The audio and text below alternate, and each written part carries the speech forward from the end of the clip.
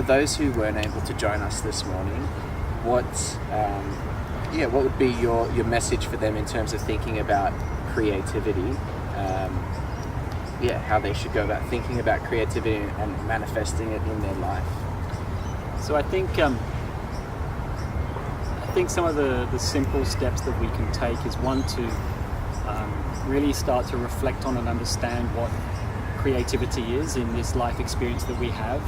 And for me personally, it's about peace. It's about choosing peace over busyness. It's about choosing joy over kind of the external validation or success or rewards.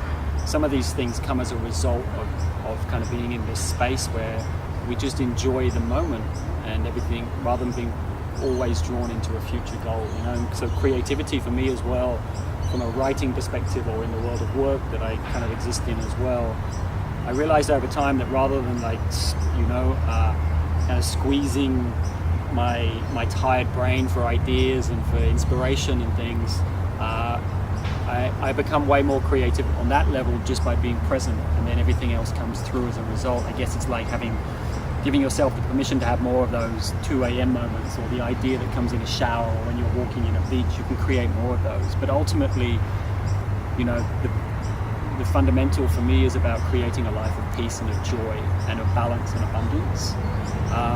And the steps that we can take towards doing that is to give ourselves time and space, create time every day to reflect on that and to start to crystallize and get clear on what is most important to us in life.